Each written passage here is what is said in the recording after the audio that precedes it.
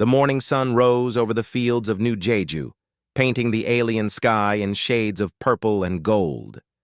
Hyunwoo Park walked slowly between the rows of strange blue crops, his weathered hands checking each plant with careful attention. The crops were not from Earth, but they grew well in this soil. They sold for good money at the space stations. His daughter, So Young, sat at a metal table near the farmhouse, working on her computer. Numbers and shipping schedules filled the screen. She was 23 years old, but already handled all the business for their farm. Her black hair was tied back in a simple ponytail, and she wore practical work clothes. "The traders from Kepler Station want another 1,000 units next month," she called to her father. "Can we grow that much?" Hyunwoo nodded without looking up from his plants. He was a man of few words. At 55, his face showed years of hard work under alien suns. Deep lines marked the corners of his eyes. His hands were rough and scarred, though So Young had never asked about the scars. Some were too straight and clean to be from farm work. Jin-ho, their farmhand, came out of the equipment barn wiping grease from his hands. He was a young man, maybe 28, with an easy smile and strong shoulders. He had worked for them for 3 years now. "Good worker, never asked too many questions." "The irrigation system is acting up again," Jin-ho said. "The pressure readings are all wrong." "I will look at it later," Hyunwoo replied. His voice was quiet, like everything else about him. The farm sat in a valley between two small mountains. It was far from the main settlements on New Jeju. The nearest town was 50 kilometers away. Most farmers like to be closer to markets and people, but Hyunwoo had chosen this remote place when he first came to New Jeju 15 years ago. So Young sometimes wondered why her father had picked such a lonely spot. He never talked about life before the farm. She knew he had been in the military once. There were old photos in his room showing him in uniform with other soldiers. But he never told stories about those days. The farm itself was strange in small ways. The security system was much better than what other farmers had. Hidden cameras watched all the approaches to the valley. The basement under the house was deeper than it needed to be, and sometimes at night. So Young heard her father walking around outside, checking things. "The weather station says clear skies for the next week," Jin-ho said, looking at his tablet. "Good for the harvest." So Young smiled at him. Jin-ho was kind and hard-working. She liked the way he made her laugh. Her father seemed to approve of him too, which was rare. Hyunwoo was careful about who he let close to the family. The three of them worked through the morning. Hyunwoo moved between the fields with steady steps. He knew every plant, every row, every inch of his land. The blue crops swayed in the gentle breeze. The alien plants had adapted well to this world, like the humans who grew them. At lunchtime, they sat together at the metal table. So Young had made rice and vegetables, simple food, but filling. And they ate. A news report played on her tablet. "Tensions continue to rise in the outer systems," the reporter said. "The Vorthak Empire has increased military patrols near human colonies. Governor Dongmin of New Jeju has called for calm, but many residents are worried." Hyunwoo's fork stopped halfway to his mouth, his eyes fixed on the tablet screen. The news showed pictures of Vorthak warships. They were massive things, black and angular, bristling with weapons. "The Vorthaks are just being bullies again," Jin-ho said. "They always threaten people but never do anything." So Young noticed her father's expression. There was something in his eyes she had never seen before. Not fear exactly, more like recognition, like seeing an old enemy. "Father?" she asked quietly. Hyunwoo blinked and returned to his meal. "It is nothing," he said, but he glanced toward the equipment barn. So Young followed his gaze and noticed something odd. The barn door was slightly open, and she could see metal gleaming inside. Not farming equipment, something else. After lunch, Jin-ho went back to fixing the irrigation system. So Young helped her father check the crop storage areas. The blue plants, Had to be kept at exactly the right temperature and humidity. One mistake could ruin a whole harvest. So young, her father said suddenly. Do you remember what I taught you about the emergency procedures? She looked at him in surprise. He had made her memorize certain steps when she was younger. Where to go if there was danger, how to activate the security systems, how to contact help. But he had not mentioned these things in years. Yes, I remember, she said slowly. But why are you asking? Just making sure, he replied. But his eyes kept drifting to the sky. As evening came, they finished their work. Jin-ho went to his small house behind the main building. So-young prepared dinner while her father did his usual evening walk around the property. This was normal. He always checked the perimeter before dark. But tonight was different. Tonight he walked slower. He stopped at certain places and stood, very still, as if listening for something. When he came back to the house, he looked older than usual. The irrigation system needs more work tomorrow, he told So-young. Major repairs. She nodded, though she wondered why he seemed so serious about a simple mechanical problem. That night, So-young could not sleep well. She kept thinking about the look in her father's eyes when he saw the news about the Vorthax. She got up and walked to the window. Outside, she could see her father standing in the yard, staring up at the stars. He stood there for a long time, perfectly still. In the moonlight, he looked different somehow, not like a farmer at all, more like a soldier, standing guard. So-young went back to bed, but sleep did not come easily. She had the strange feeling that something was coming, something that would change everything about their quiet life on the farm. In his room, Hyun-woo did not even try to sleep. He sat on the edge of his bed, looking at an old photo. It showed him with 6 other people in military uniforms. They were all young then, full of confidence and strength, the greatest warriors humanity had ever produced. He put the photo away and walked to his closet. Behind the farm clothes, hidden in the back, was a metal case. He had not opened it in 15 years. His fingers traced the lock mechanism, but he did not activate it. Not yet. But soon, he thought. Very soon. Outside, the alien stars shone down on the quiet farm. The blue crops swayed in the night breeze. Everything looked peaceful and normal. But beneath the surface, old systems were beginning to wake up. Systems that had been sleeping for many years, waiting for the right signal. And in the darkness between the stars, something vast and terrible was moving toward New Jeju. The alert came at dawn. So-young was making breakfast when every screen in the house lit up with emergency warnings. Red letters flashed across her computer. Immediate evacuation required. Hostile fleet detected. Jin-ho burst through the kitchen door, his face pale. Did you see the news? There are ships in orbit. Vorthax ships. Hyun-woo appeared in the doorway, already dressed. He moved with a calm that seemed wrong for the situation. How many ships? He asked. The reports say at least 50 warships. Jin-ho replied, checking his tablet with shaking hands. They appeared overnight. No warning. So-young felt her stomach drop. 50 Vorthax warships was enough to destroy a planet. The Vorthax Empire was famous across the galaxy for their cruelty. They conquered worlds and enslaved entire species. No one had ever successfully fought them off. We have to leave, she said, looking at her father. Right now. But Hyun-woo was reading something on his own device. His expression was stone-cold serious. Governor Dong-min tried to negotiate with them, he said quietly. They killed him an hour ago. Live on broadcast. The room fell silent. Governor Dong-min had been a good man. He had always treated the farmers fairly and kept taxes low. The idea that he was dead seemed impossible. They broadcast his death?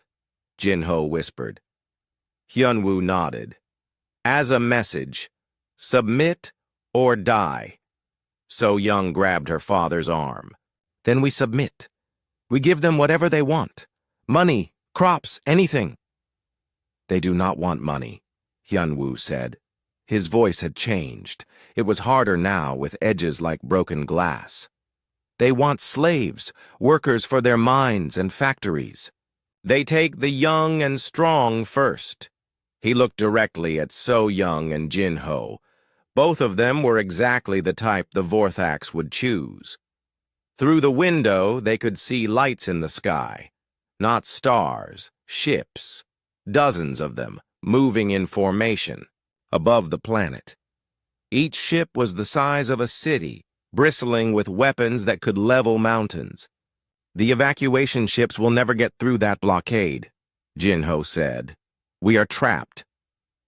Hyunwoo walked to the kitchen sink and washed his hands carefully. His movements were slow and deliberate. So Young, Jin Ho, I need you both to go to the basement. There is a hidden room behind the water heater. Wait there until I come for you. What? So Young stared at him. Father, we need to run. All of us. Together. The room has food and water for 2 weeks, Hyunwoo continued as if she had not spoken. Communications equipment, emergency supplies, everything you need. You are talking like you are not coming. With us, Jin Ho said. Hyunwoo finally looked at them. Really looked at them. So Young saw something in his eyes that made her take a step back. It was not fear or sadness. It was something much more dangerous. I have work to do, he said simply. Before either of them could respond, the ground shook. A deep rumbling sound came from the direction of the main city. Through the window they could see a bright flash on the horizon. Then another, and another. They are bombing the cities, Jin Ho said in horror. The news reports confirmed it. The Vorthax were systematically destroying every major settlement on New Jeju. Not to capture them, to make a point. Submit completely or be wiped out. Now, Hyunwoo said firmly. Go to the basement. Now. So Young did not move. I am not leaving you. You will do as I say. His voice cracked like a whip. For a moment, he sounded exactly like a military commander giving orders to his troops. Jin Ho grabbed So Young's hand. Come on. Your father knows what he is doing. But So Young had lived with her father for 23 years. She knew his expressions, his moods, his habits. And right now, he looked like a man preparing to die. What are you planning? She demanded. Hyunwoo smiled. It was a sad smile, but also proud. I am planning to remind the galaxy why humans fought the Great War, why the other species agreed to the peace treaty, why they were so eager to let us retire to quiet worlds like this one. He walked to them and put a hand on each of their shoulders. His grip was strong enough to leave bruises. The basement room has everything you need, including communication codes. If I do not come back, use them. Tell them who you are. Tell them what happened here. Tell them the silent storm has awakened. The silent storm? Jin Ho looked confused. What is that? But So Young understood. The old photos in her father's room. The military uniforms. The way he sometimes moved like a predator instead of a farmer. The scars on his hands that were too precise to be accidents. You were not just a soldier, she whispered. You were special forces. The best humanity ever produced, Hyunwoo said quietly. We ended the Great War. We made the peace. And then we disappeared because the galaxy was safer without us. Another explosion lit up the horizon. Closer this time. The Vorthax were moving systematically across the planet, destroying everything in their path. But they made a mistake. Hyun-woo continued. They thought we were gone. They thought we had become soft. They thought a human farm would be easy prey. He walked to the kitchen window and looked out at his fields. The blue crops swayed peacefully in the morning breeze. Everything looked so normal, so innocent. They have no idea what they just walked into, he said. Loud sounds came from outside. Engines, aircraft.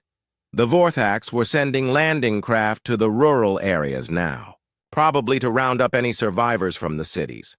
Go, Hyun-woo ordered. Now. Do not come out until I return or until you receive an all-clear signal. So-young wanted to argue more, but Jin-ho was pulling her toward the basement stairs. She looked back once and saw her father opening a cabinet she had never seen him use. Inside were things that definitely did not belong on a farm. In the basement, Jin-ho found the hidden panel behind the water heater. It opened to reveal a room that made both of them gasp. The walls were lined with computers and communication equipment.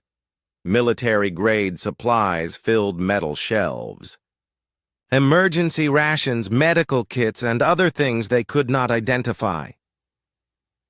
Your father has been planning for this, Jin-ho said in amazement. So-young sat heavily on a camp chair. Not planning for it, waiting for it. Above them they could hear Hyun-woo moving around the house. His footsteps were different now, purposeful, like a machine warming up after years of sleep. Then came the sound of aircraft landing outside. Alien voices shouting orders, heavy boots on the ground. So-young grabbed Jin-ho's hand and held tight. Whatever was about to happen, her father was facing it alone. In the kitchen above, Hyun-woo stood perfectly still as Vorthax soldiers kicked down his door. 6 of them, armed with energy weapons, wearing black armor. They looked exactly like the monsters from the war broadcasts 15 years ago. The lead soldier spoke in broken human language. You surrender. Come with us. No resistance. Hyun-woo looked at them with mild interest. You are trespassing on my property. The soldiers laughed. One of them smashed a chair with the butt of his weapon. Your property belongs to Vorthax Empire now. You belong to us. I see, Hyun-woo said calmly. And if I refuse?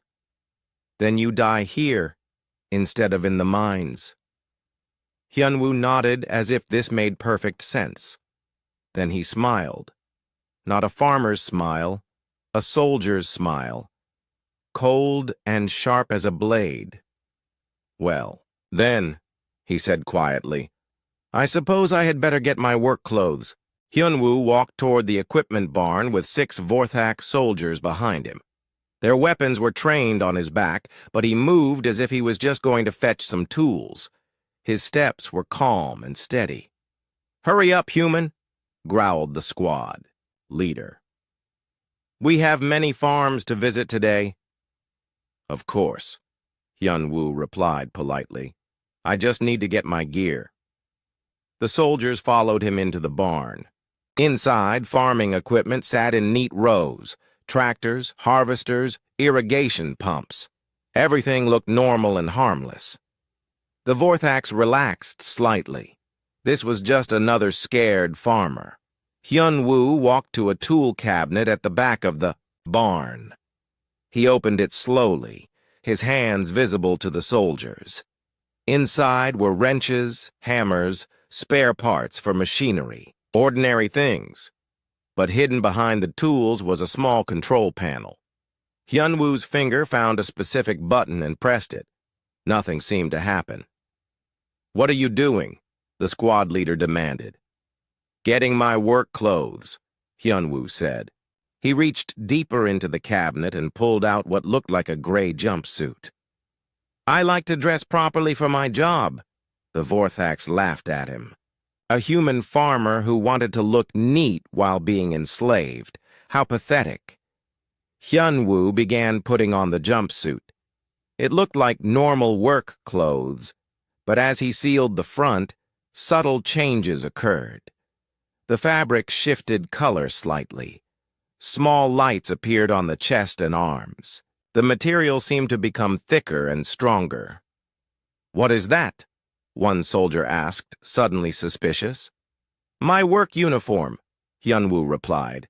He was completely calm, as if having a normal conversation. "I have worn it for many years. It fits perfectly."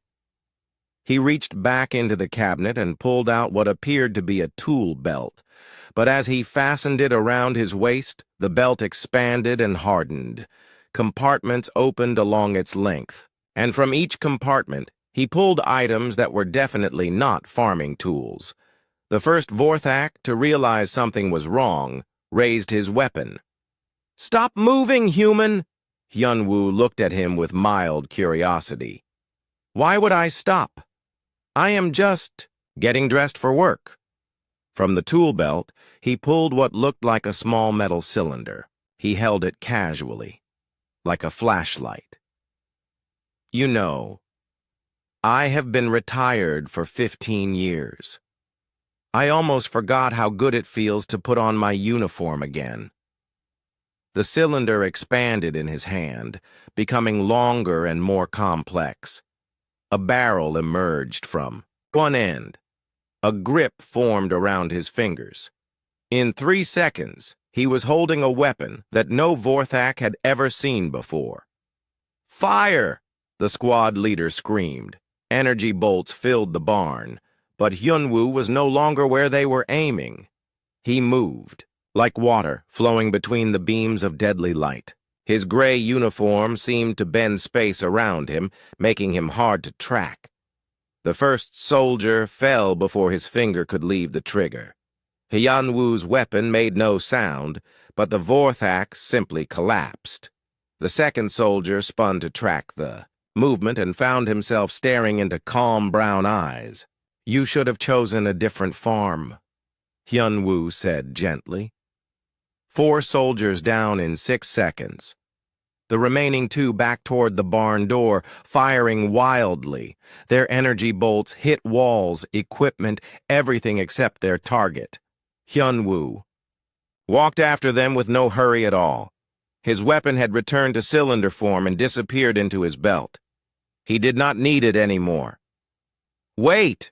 gasped one of the soldiers. "We surrender. Please." Hyunwoo stopped walking. "Surrender? But you told me I had only 2 choices, submit or die." "We were wrong," the soldier said quickly. "We can negotiate, make a deal." "I am afraid not," Hyunwoo replied. "You see, you made a very serious mistake. You threatened my daughter." He moved again, faster than the eye could follow. When the movement stopped, both soldiers were on the ground. The barn was silent except for the hum of machinery. Hyunwoo looked down at the bodies without emotion. Then he walked to another cabinet and opened it. Inside was equipment that belonged in a military command center, not a farm. Screens came to life showing views of his entire valley. Hidden cameras revealed 3 more Vorthak squads approaching from different directions. 18 more, he said to himself. A full platoon. Someone is taking this seriously. He touched controls on the cabinet panel. Around the valley, systems that had been sleeping for 15 years began to wake up. The irrigation pumps were not just pumps. The farming equipment was not just equipment. And the innocent-looking silos held surprises that would have impressed a military engineer. From the hidden room in the basement, So Young and Jin Ho heard the sounds of battle above them. Brief bursts of energy fire, then silence. Then footsteps moving through the house. "Is that your father?" Jin Ho whispered. So Young listened carefully. The footsteps were too light, too controlled. Her father normally walked heavily, like a man who had worked hard all his life. These steps belong to someone else entirely. I think so, she said. But different.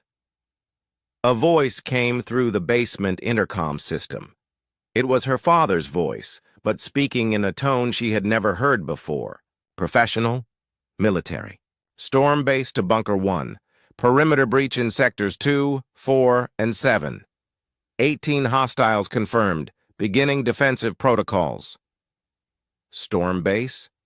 Bunker 1? So Young stared at the intercom in confusion. Bunker 1 to Storm base came a different voice. Also her father, but speaking as if to himself. Roger that. All systems green. Initiating area denial sequence. Jinho grabbed her arm. Your father is talking to himself in military code. No, So Young said slowly. I think he is talking to the farm. Outside, the approaching Vorthak squads found themselves in a very different situation than they expected. The peaceful farming valley had become a maze of deadly surprises. The first squad triggered sensors hidden in the crop rows. What they thought was an irrigation sprinkler system began firing metal projectiles at supersonic speeds. 3 soldiers were cut down before they understood what was happening. The second squad tried to approach from the mountains. They discovered that the rocks above the farm were not natural formations. They were concealed weapon platforms. Energy beams lanced down from the heights, turning their aircraft into falling debris. The third squad came through the main road. They made it 50 meters before the ground beneath their vehicles exploded upward. The road itself was a trap, lined with charges that had been waiting 15 years for activation. From his command post in the barn, Hyunwoo watched it all with professional interest. The Vorthaks were good soldiers, but they were fighting a prepared position designed by someone who understood warfare better than they did. 16 down, 2 wounded, 0 escaped, he reported to himself. Response time acceptable. Weapon systems performing within normal parameters. He touched another control. Around the valley, more systems came online. Scanners that could detect ships in orbit, communication arrays that could reach across the galaxy, and weapons that could do much more than defend a single farm. In orbit, above New Jeju, the Vorthak fleet commander received a report that confused him. Sir, we have lost contact with Ground Team 7. What do you mean lost contact? They were assigned to a farming sector, simple rural area. No military targets, but all communications stopped 20 minutes ago. The commander studied his tactical display. One team lost was unusual, but not alarming. Probably equipment failure. Send another team to investigate, he ordered. Down on the farm, Hyunwoo smiled as he detected the new landing craft approaching his valley. His equipment told him exactly how many soldiers were aboard, what weapons they carried, and how long it would take them to reach his position. More visitors, he said aloud. How thoughtful. He walked to another cabinet and pulled out additional equipment. This uniform was just the beginning. He had been retired for 15 years, but retirement was officially over. Time to remember why the galaxy had been so afraid of humans that they begged for peace. Time to show the Vorthaks what happened when someone attacked a member of the Silent Storm. Across the galaxy, old soldiers felt something stir in their blood. They had been farmers, teachers, traders, and mechanics for 15 years. But beneath their peaceful lives, they remained what they had always been. Warriors. On the mining station. Kepler 7, Captain Kim Hae-won was fixing a broken ore processor when her wrist communicator began beeping. The sound was not urgent, just 3 soft tones, repeated twice, but those tones made her drop her tools and stare at the device in shock. She had not heard that signal in 15 years. It was a code from the old days, a code that meant one of her team was in combat and needed backup. Hei-Wan looked around the repair bay. Her co-workers continued their jobs, unaware that everything had just changed. She was 38 years old now, with grease under her nails and muscles built from years of manual labor. But once, she had been the best pilot in human space. Once, she had flown missions that saved entire worlds. The signal came again. 3 tones. Twice. Someone from Silent Storm was fighting for their life. She walked calmly to her locker and pulled out a small metal case hidden behind her work clothes. Inside was a communication device that looked like an ordinary tablet, but was infinitely more sophisticated. "This is Hawk 7, she spoke into the device, using her old call sign. "Confirm emergency signal." The response came immediately, in a voice she recognized. "Hawk 7, this is Storm Leader.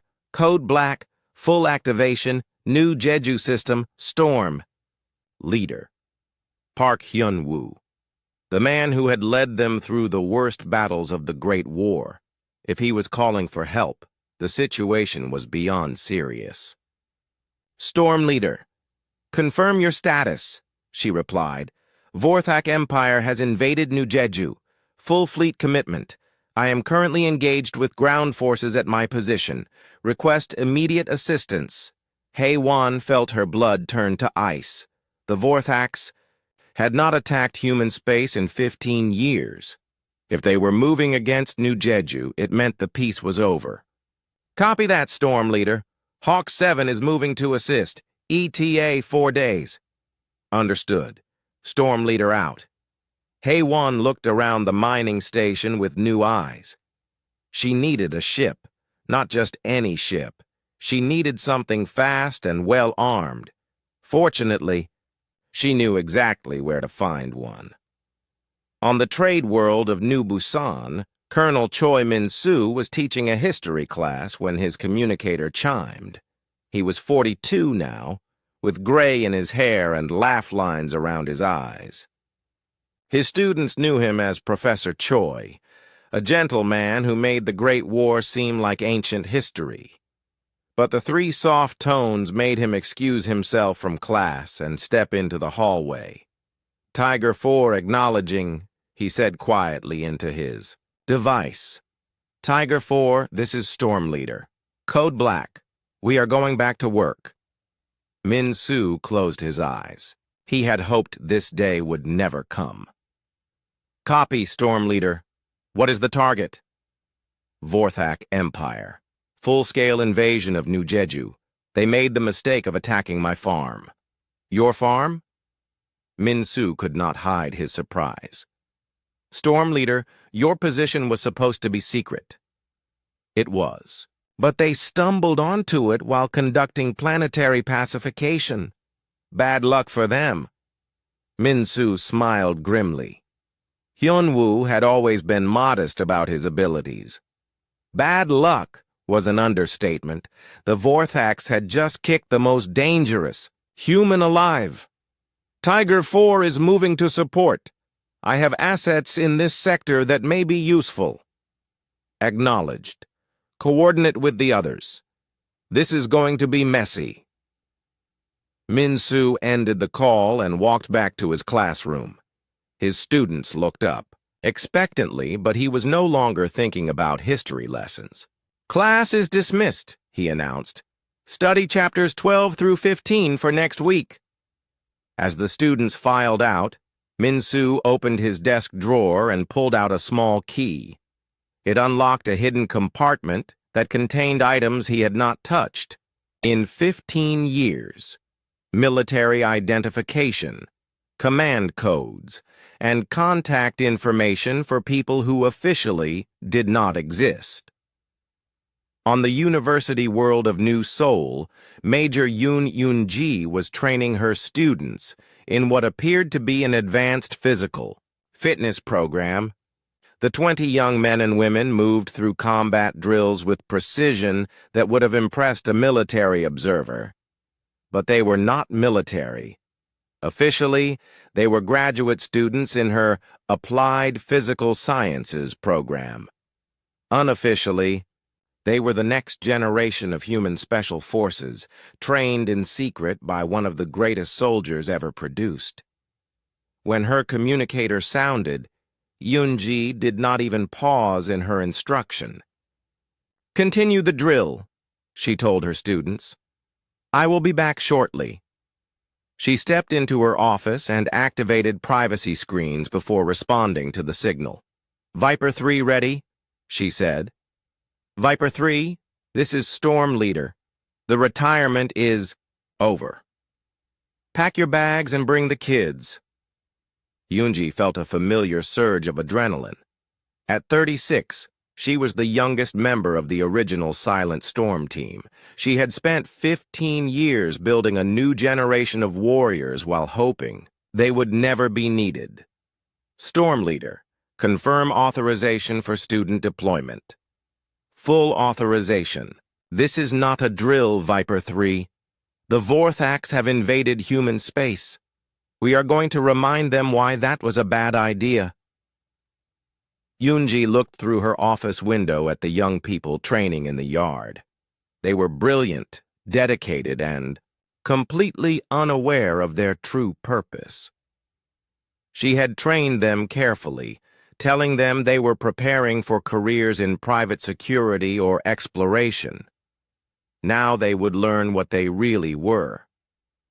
"Copy that, Storm Leader. Viper 3 and class will deploy within 6 hours. "Excellent. Coordinate with the others. We are going to need everyone for this one."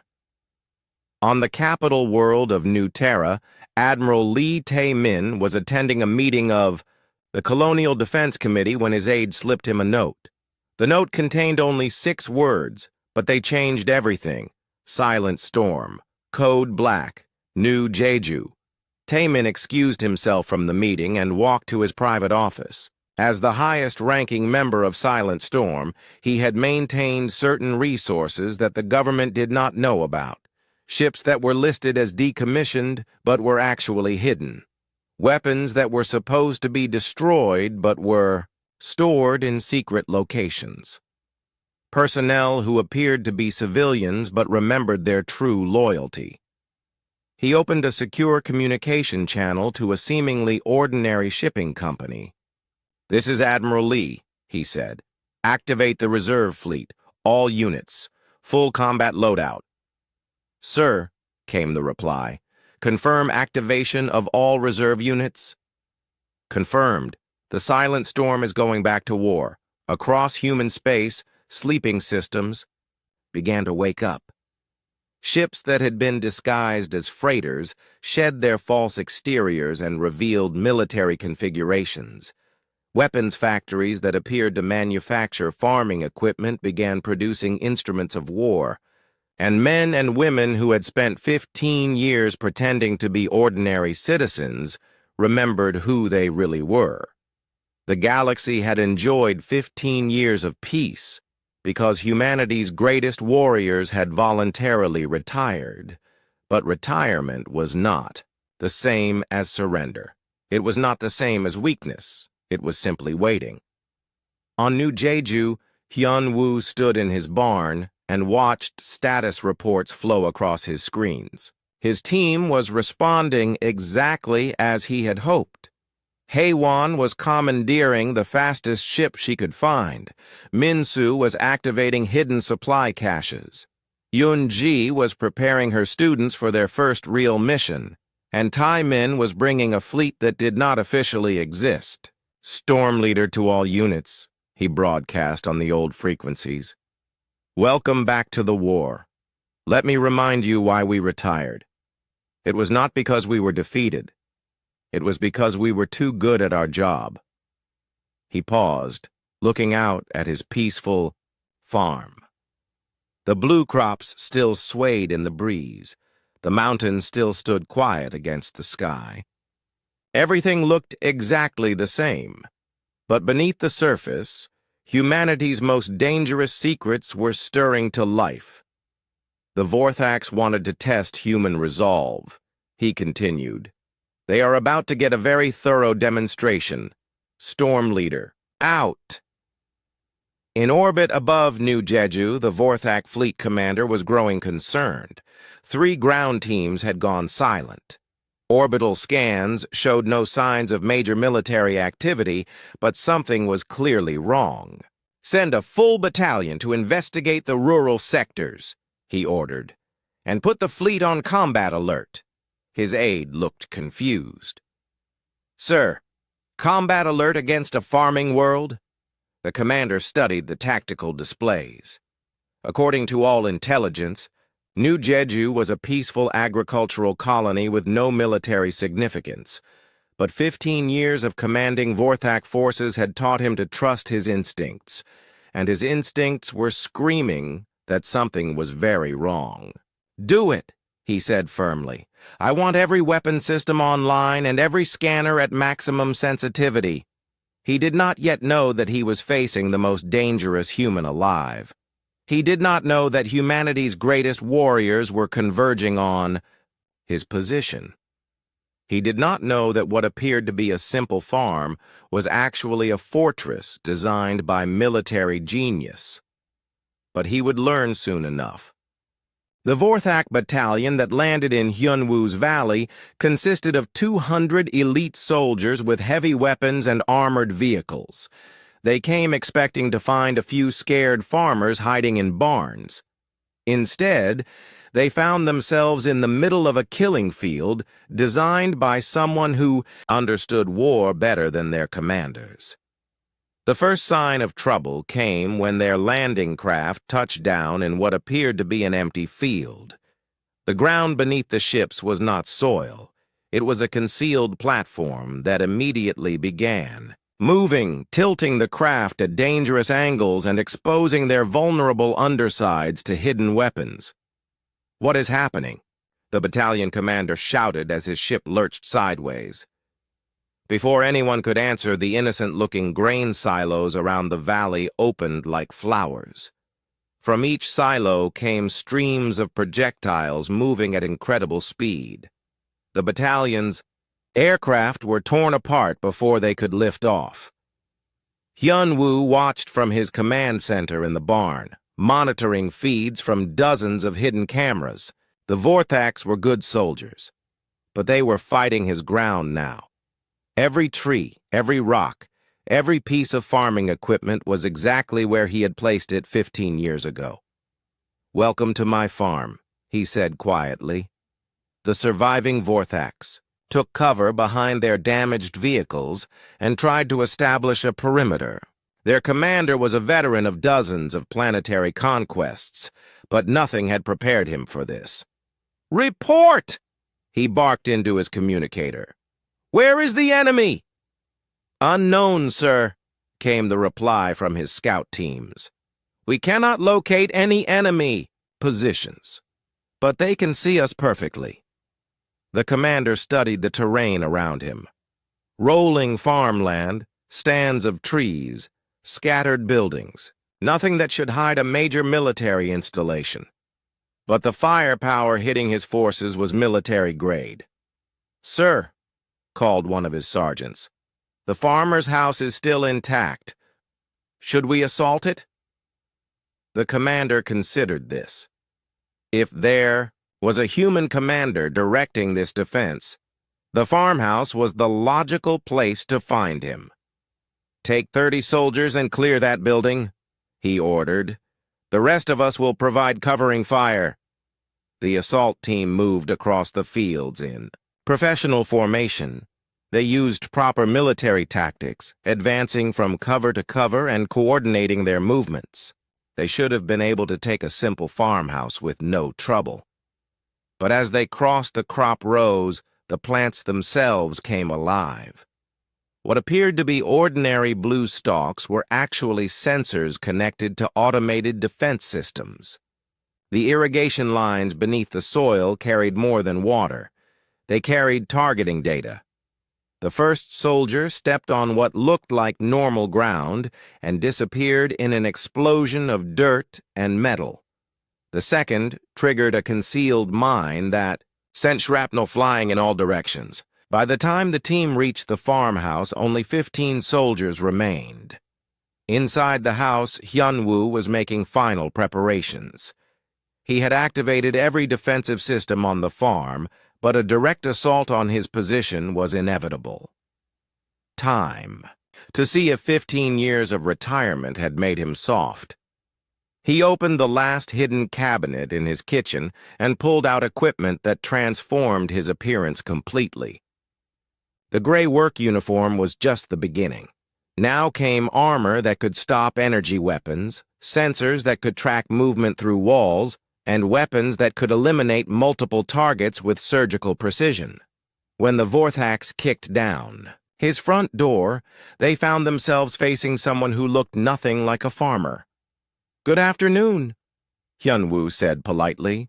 "I am afraid visiting hours are over." The squad leader raised his weapon. "Surrender, human. You are outnumbered." "Actually," Hyunwoo replied, checking a display on his wrist. "The current ratio is 15-1 in your favor, but you should know that I have never lost a battle when outnumbered less than 50-1. "You are bluffing." Hyunwoo smiled. "Would you like to test that theory?" The first energy bolt passed through empty air. Hyunwoo was no longer standing where he had been. The second bolt hit the wall where his head should have been. The third bolt hit another soldier, as Hyunwoo used the Vorthak's own weapon against him. In 30 seconds, it was over. The farmhouse was silent, except for the gentle hum of the refrigerator. Hyunwoo stepped over the bodies and walked outside. The remaining Vorthaks were spread across his valley, taking cover where they could find it. They were professional soldiers, but they were fighting an enemy who seemed to be everywhere and nowhere at once. "Battalion leader to Fleet Command," came a desperate transmission. "Request immediate orbital support. We are taking heavy casualties from unknown enemy force." "Battalion leader, explain your situation," replied the fleet commander in orbit. "Sir, we are under attack by what appears to be a single human with access to advanced military systems. Our initial force of 200 has been reduced to approximately 80 effectives." There was a long pause. "Battalion leader, repeat your last transmission." "Sir, one human is destroying our entire battalion." In orbit, the fleet commander stared at his tactical display in disbelief. His sensors showed no evidence of human military activity on the planet. No ships, no bases, no major installations.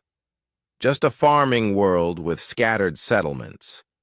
But somehow, one of his best battalions was being systematically destroyed. "All ships, prepare for orbital bombardment of grid reference 77 Alpha," he ordered. "We will sterilize that entire valley." "Sir," his weapons officer said carefully, "orbital bombardment of a civilian area may violate several interstellar treaties." "We are the Vorthak Empire," the commander snarled. "We do not worry about treaties with inferior species." Down on the farm, Hyunwoo detected the energy buildup in the ships above him. His sensors told him exactly what weapons were targeting his position and how long he had before the bombardment began. "Orbital strike incoming," he announced to himself. "Time to activate the really interesting toys." He walked to a control panel hidden inside what appeared to be a chicken coop. His fingers moved across controls that had not been touched since the end of the Great War. Around the valley, concealed emplacements began to rise from the ground. The Vorthaks had never seen weapons like these. Humanity had learned a great deal about warfare during the Great War, and some of those lessons had been kept very secret. "Storm leader to Fleet Command," Hyunwoo transmitted on military frequencies. requesting permission to engage orbital targets. The response came from Admiral Lee Taman, still hours away but monitoring the situation. Storm Leader, you are authorized to defend yourself by any means necessary. Copy that, Fleet Command. Engaging orbital targets now. High above New Jeju, the Vorthak Fleet Commander was preparing to give the bombardment order when his sensors detected something impossible. Energy readings from the planet's surface were spiking beyond anything a civilian installation could produce. Sir, his sensor operator called out, I am reading weapons signatures from the surface, military-grade targeting systems. That is impossible. Intelligence reports showed no human military presence on this world. Sir, the targeting systems are locking onto our ships. The commander felt a chill of fear. Evasive maneuvers, all ships scatter. But it was too late. From hidden positions around the valley, beams of coherent energy reached up toward the stars. These were not the simple defensive weapons the Vorthaks expected. These were siege weapons, designed to crack the hull of a capital ship from planetary distances. The first beam punched through the shields of a Vorthak cruiser and carved it in half. The second destroyed a troop transport before it could change course.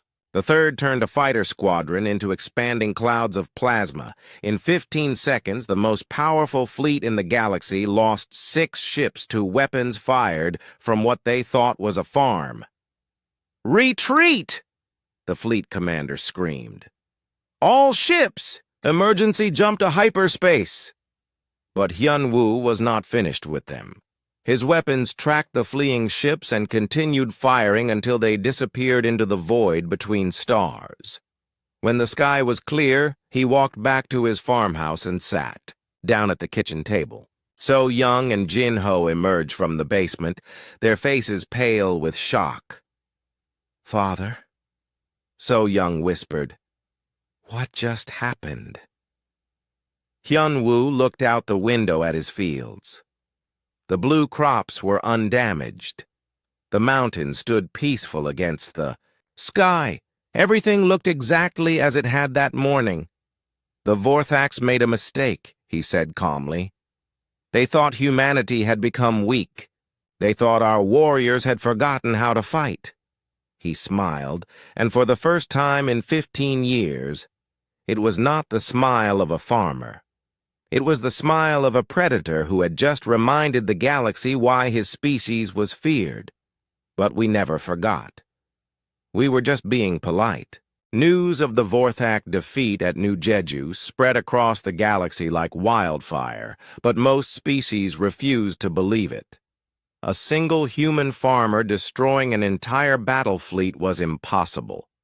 The reports had to be wrong, but in the hidden depths of military archives, old files were being opened, files that contained records of the Great War, files that explained why the most aggressive species in the galaxy had suddenly become very interested in peace treaties 15 years ago.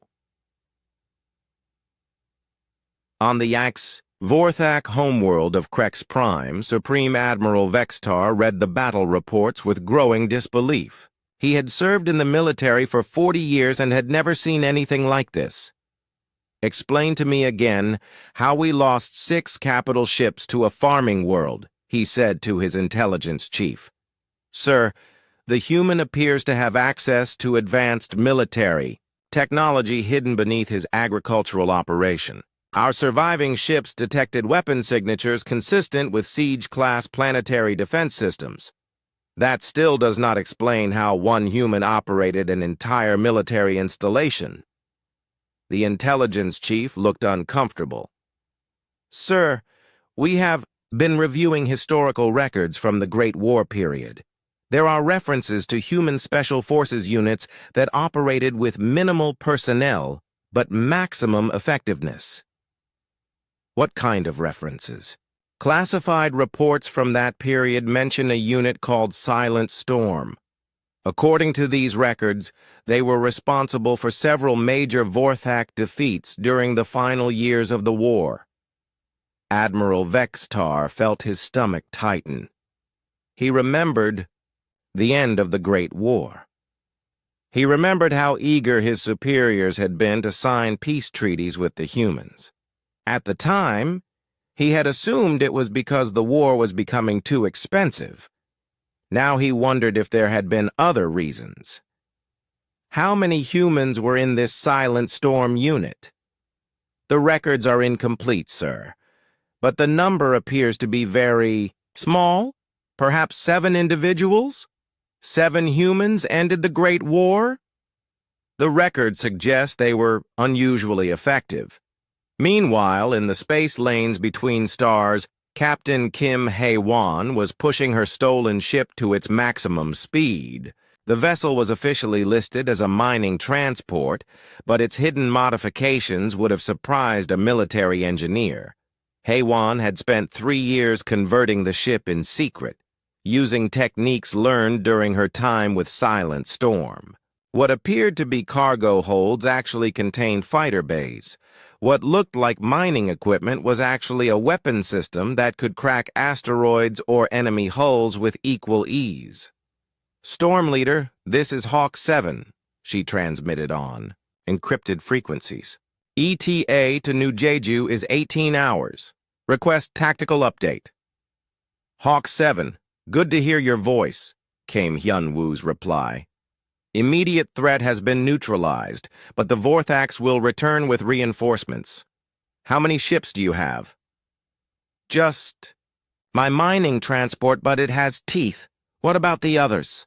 Tiger 4 is bringing a supply convoy that is not what it appears to be. Viper 3 has a class of students who are about to graduate early.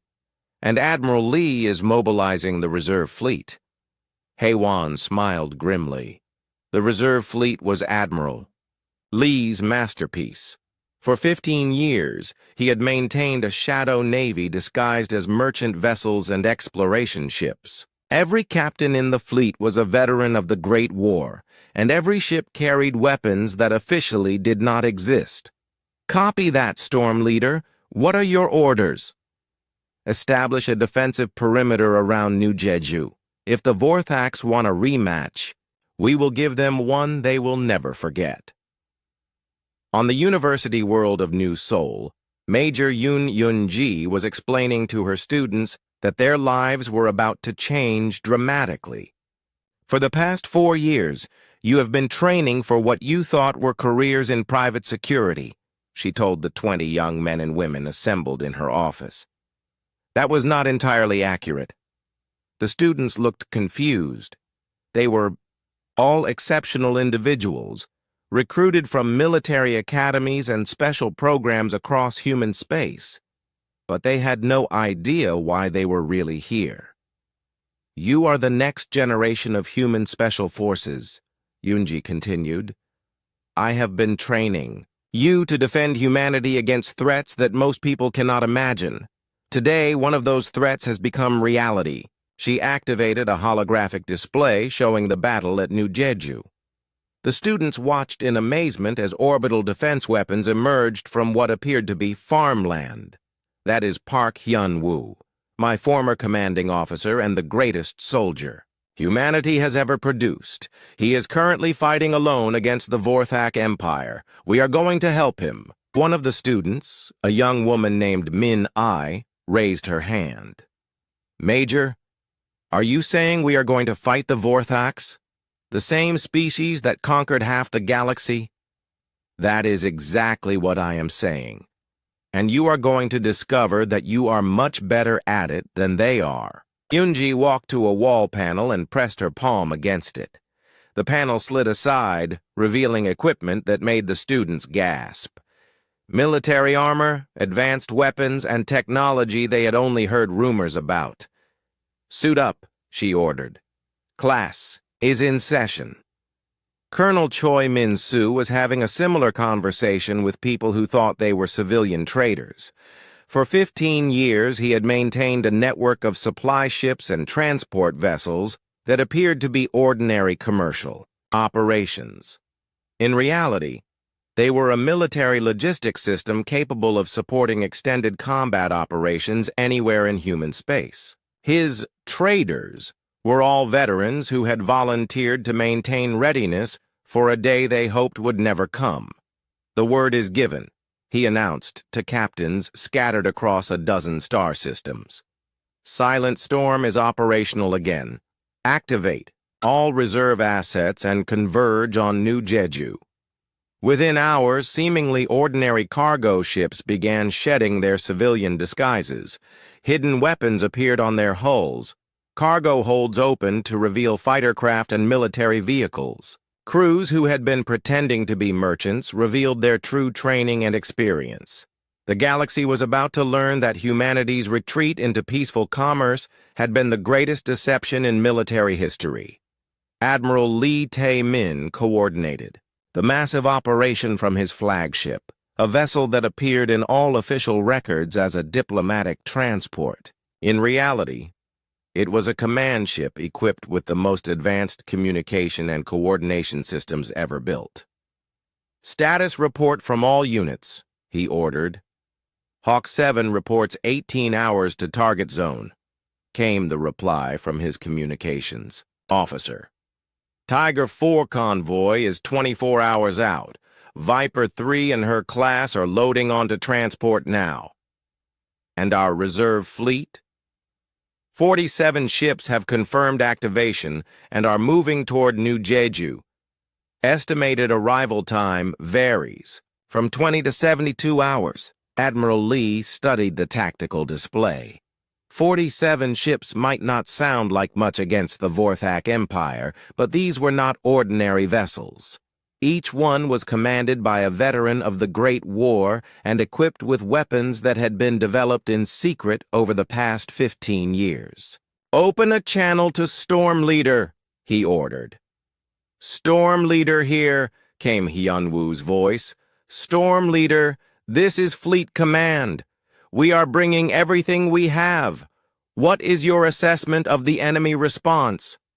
"The Vorthaks will return within 72 hours with a much larger fleet. They cannot afford to let this defeat stand without response. Estimate minimum force of 200 ships, possibly more." "Copy that. We will be ready for them." "Admiral," Hyunwoo said quietly, "it feels good to be working with the team again." "Agreed, Storm Leader. It has been too long." On New Jeju, Hyunwoo finished his conversation with Admiral Lee and walked out to check his crops.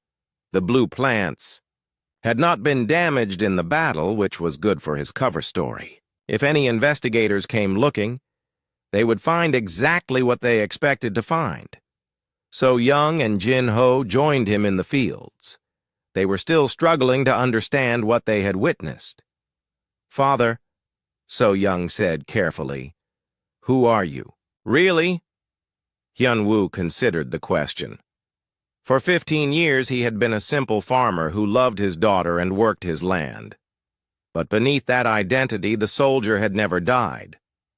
"I am exactly who you think I am," he said finally. "I am your father. I am a farmer. I grow crops and sell them at honest prices. But you are also something else." "Yes. I am also the man who ended the Great War, and if the Vorthaks want to start a new one, I am prepared to end that as well." He looked up at the sky where enemy ships would soon appear. The peaceful life he had built on New Jeju was over, but perhaps that was for the best. The galaxy had enjoyed 15 years of peace because humanity's warriors had chosen to retire. But retirement was not the same as surrender, and some mistakes could not be forgiven. The Vorthaks had attacked his family. They had threatened his daughter. They had disturbed the peace he had worked so hard to build. For that, they would pay a price that would echo across the galaxy for generations. The Vorthak revenge fleet that arrived at New Jeju 3 days later was the largest military force assembled in over a decade. 300 warships filled the space around the planet, led by Supreme Admiral Vextar himself aboard the massive Dreadnought Eternal Conquest. "This time we will not underestimate human capabilities," the Supreme Admiral announced to his fleet commanders. "We will destroy everything on that planet, every building, every field, every living creature." But as the Vorthak fleet moved into attack formation, they discovered that the situation had changed dramatically since their last visit. The space around New Jeju was no longer empty. Human ships appeared from behind asteroids, from the shadows of moons, and from hiding places that should not have been able to conceal anything larger than a fighter craft. "Sir," the sensor operator called out urgently, "I am detecting 47 human vessels in defensive positions around the planet." 47 ships against 300? Admiral Vextar laughed. "The humans are either very brave or very stupid. Sir, these are not standard human vessels. I am reading weapon signatures I do not recognize." On the bridge of his command ship, Admiral Lee Tae-min watched the Vorthak fleet deploy and smiled with satisfaction. Everything was proceeding exactly as planned. "All units, this is Fleet Command. Execute Formation Silent Storm." Across the human fleet, ships that had appeared to be ordinary transports and cargo vessels began their transformation. Hull plates slid aside to reveal weapons that had been hidden from sensors. Engine configurations changed as military-grade drives came online. What had seemed like a collection of civilian ships became a precision military formation. Captain Kim Hae-won, now commanding a squadron of converted mining ships, opened a channel to her pilots. "Remember your training.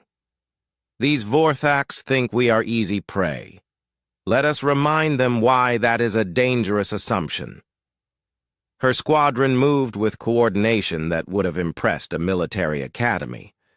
The mining ships spread out in perfect formation, their hidden weapons charging to full power. Major Yoon Yoon-ji led her students aboard a transport that appeared completely defenseless. But hidden in its cargo bays were 20 of the most advanced fighters ever built, each one piloted by a graduate of her secret program. "This is your final examination," she told her students over the intercom. "Show them what you have learned." The cargo bay doors opened, and the young pilots streaked out in fighters that moved like extensions of their own bodies. Years of training had prepared them for this moment. Colonel Choi Min-soo commanded the supply ships that the Vorthaks ignored completely. Who would worry about cargo vessels during a space battle? But as the engagement began, those innocent supply ships revealed their true nature. Each one carried enough firepower to destroy a small fleet. On the surface of New Jeju, Hyunwoo watched the battle through his orbital sensors. So Young and Jin Ho stood beside him, still amazed by the transformation of their quiet valley into a military command center. "How many ships do we really have?" Jin Ho asked. 47, Hyunwoo replied, "against 300. "Those are terrible odds," Hyunwoo smiled. "Not for us. You see, we learned something during the Great War. It is not about having the most ships. It is about having the right ships with the right people. In space above them, the battle began in earnest. The Vorthaks attacked with overwhelming force, sending waves of fighters and missiles toward the human fleet. But they quickly discovered that their opponents were not fighting like any military force they had ever encountered. The human ships moved in patterns that seemed impossible. They coordinated their attacks with precision that suggested a shared mind. They struck at exactly the right places at exactly the right times, turning the Vorthak's superior numbers into a disadvantage. Admiral Vextar watched in growing alarm as his fleet began taking heavy casualties. "How are they doing this? We outnumber them 7-1. "Sir, they appear to be using some form of advanced tactical coordination. Their response times are far beyond normal human capabilities. What the Vorthax did not understand was that they were fighting the Silent Storm. These were not ordinary humans. They were the greatest warriors their species had ever produced, reunited after 15 years and fighting together again. Haywan's squadron struck like lightning, appearing from behind cover to destroy targets before vanishing again. Her pilots moved as if they could read each other's thoughts. Yunji's students proved that the next generation was worthy of their teachers. Their fighters danced through enemy formations, striking with surgical precision and disappearing before return fire could find them. Minsu's supply ships revealed hidden weapons that tore through Vorthak cruisers like paper. His crews worked with the efficiency of machines, coordinating attacks across multiple vessels, and Admiral Lee directed it all from his command ship, seeing the entire battle as a chess game and staying 3 moves ahead of his opponents. "Hawk, 7 to Storm Leader," Haywan transmitted. "The Vorthax are starting to break formation. Request permission to pursue." "Negative, Hawk 7, Hyunwoo replied. "Let them come to us. We have more surprises waiting." Indeed they did. The Vorthax attempt to retreat toward the edge of the system brought them directly into the path of additional human ships that had been waiting in the outer darkness. What appeared to be a human defeat became a carefully planned trap. "Sir, we are surrounded," the Vorthak sensor operator screamed. Admiral Vextar could not believe what he was seeing. His massive fleet was being systematically destroyed by a force 1/7 its size. Ships that should have been easy targets were proving to be predators beyond his understanding. "All ships emergency retreat," he ordered. "Jump to hyperspace immediately."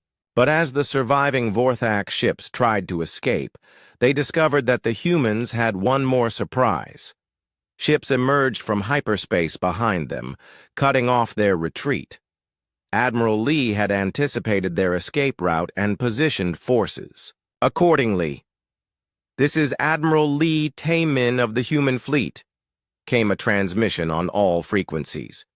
"Vorthak vessels, you are surrounded. Surrender immediately or be destroyed." Admiral Vextar stared at his tactical display. Of his 300 ships, fewer than 50 remained operational. He was trapped in a system he had expected to conquer easily, facing an enemy that had turned his overwhelming advantage into a complete disaster. "Human Admiral," he transmitted, "I demand to know how you achieved this victory. Your technology should not be capable of defeating our fleet." "Supreme Admiral," Lee replied calmly, "you made the same mistake your predecessors made during the Great War. You assumed that military strength comes from numbers and technology, but humanity learned long ago that wars are won by soldiers, not ships." On the surface of New Jeju, Hyunwoo watched the last phase of the battle unfold. The Vorthak fleet was finished, but he knew this was only the beginning. Word of this defeat would spread across the galaxy, and other aggressive species would need to be reminded of why they had agreed to peace treaties. "Father," So-young said quietly, "what happens now?" "Now," Hyunwoo replied, "the galaxy remembers why humanity was feared, and why we prefer peace to war. We are much better at war than anyone realizes." In space above them, the surrender of the Vorthak fleet was being broadcast across all communication channels. The species that had terrorized the galaxy for decades was capitulating to a human farming world. "Storm Leader to all units," Hyunwoo transmitted. "Excellent work. The immediate threat is neutralized. Copy that, Storm Leader, came Admiral Lee's reply. What are your orders for the prisoners? Hyun-woo considered this carefully. The Vorthax would expect to be executed or enslaved, because that is what they did to their enemies. But humanity had always been different. Return their ships and let them go, he said finally. But first, make sure they understand exactly what happened here. Make sure they understand that this was not our full strength. This was just one farmer and his friends. Storm Leader, are you certain about releasing them? Very certain, Admiral. They need to go home and tell their people what they learned. Sometimes the best way to prevent future wars is to win the current one so decisively that no one wants to try again. As the Vorthax survivors limped away from New Jeju, they carried with them a message that would reshape the balance of power in the galaxy. Humanity was not weak. Humanity was not defenseless. And humanity's warriors had never really retired. They had simply been waiting for someone to give them a reason to remember who they were.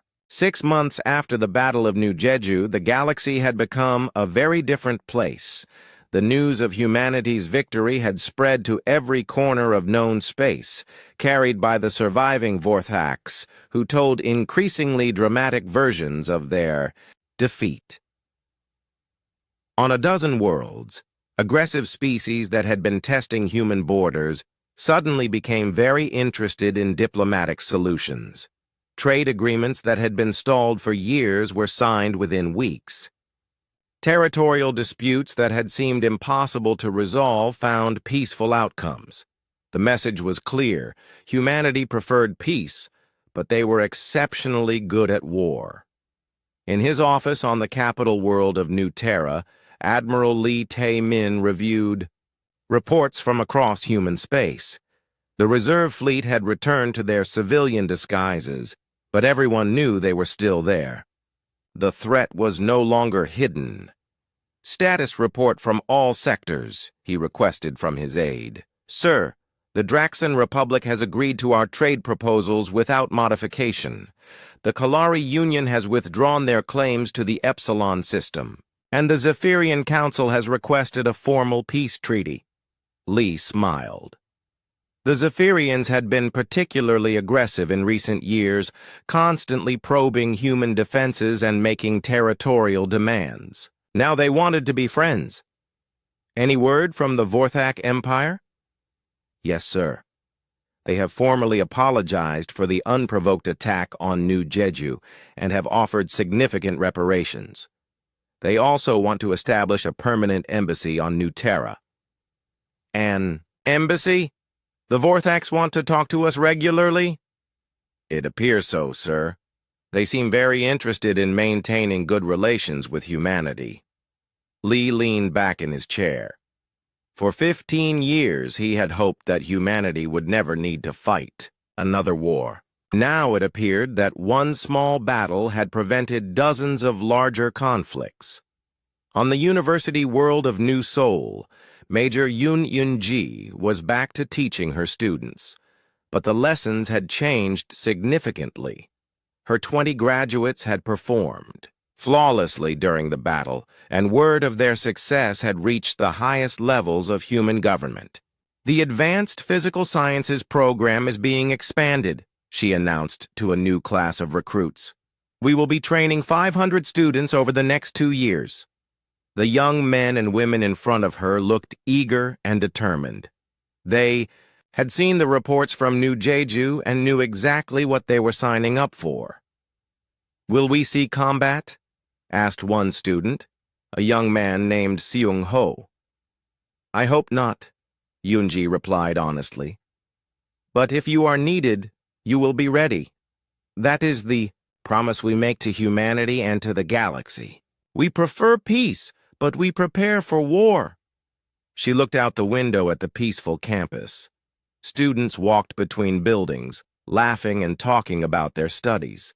It was exactly the kind of scene that made wars worth fighting to preserve. Colonel, Choi Min-soo had returned to his cover identity as a university professor, but his supply network remained active. Hidden bases across human space maintained equipment and supplies for rapid deployment. His students in logistics and supply chain management were actually military officers learning to support extended operations. The beauty of our system, he explained to his advanced class, is that it appears completely civilian. Every transport ship, every warehouse, every supply depot looks like ordinary commerce. But they can support military operations anywhere in human space within 72 hours. One of his students raised her hand. Professor, is it ethical to maintain secret military assets during peacetime? Min-soo considered the question carefully. That depends on your perspective. We could disarm completely and trust that no one would ever threaten human civilians again. But recent events suggest that would be naive. Sometimes the best way to preserve peace is to be prepared for war. Captain Kim Hae-won had perhaps made the most dramatic change. Her mining operation was now completely legitimate, but her ships maintained their hidden military capabilities. More importantly, she had been contacted by other ship captains who wanted to establish similar dual-purpose operations. "We are creating a shadow fleet," she explained to a gathering of merchant captains. "Every ship can serve both civilian and military purposes. Every captain is a trained military officer. Every crew knows how to fight if necessary." The captains nodded their understanding. They had all seen what happened when humanity was caught unprepared. Never again. And on New Jeju, life had returned to normal in the strangest possible way. Hyun-woo continued to farm his blue crops, which remained as profitable as ever. So-young handled the business operations with her usual efficiency. Jin-ho maintained the equipment and helped with the harvest. But visitors to the farm sometimes noticed odd details. The irrigation system seemed unusually complex for agricultural purposes. The equipment barn was larger than necessary for the size of the operation. And sometimes, at night, strange lights could be seen moving across the fields. "Father," So-young said one evening as they sat on the porch watching the sunset, "are you happy with how things turned out?" Hyun-woo considered the question. For 15 years, he had lived quietly on his farm, trying to forget the soldier he had been. The attack by the Vorthax had forced him to remember, but it had also reunited him with his team and reminded the galaxy of important truths. "I am happy that we prevented a war," he said finally. "The Vorthax could have conquered dozens of worlds if we had not stopped them. Millions of people are alive today because we were prepared to fight." "But are you happy to be a farmer again?" Hyun-woo smiled and looked out at his fields. The blue crops swayed in the evening breeze, peaceful and beautiful. But beneath the soil lay sensors and weapons that could defend against any threat. It was the perfect metaphor for what humanity had become. I'm happy to be both," he said. "A farmer who grows things and sells them at honest prices, and a soldier who protects the people he loves. The galaxy is safer when we remember that we can be both." Jin-ho joined them on the porch, carrying 3 glasses of the local fruit juice. He had asked no questions about the hidden military equipment, but he had learned to operate some of the defensive systems, just in case. "Any word from the others?" he asked. "Admiral Lee reports that 17 species have requested new trade agreements this month," Hyun-woo replied. "Haiwan says shipping traffic is up 40% across all human routes. Yoon-ji has more applications for her program than she can handle. And Min-soo is opening 3 new universities to train logistics specialists." "It sounds like business."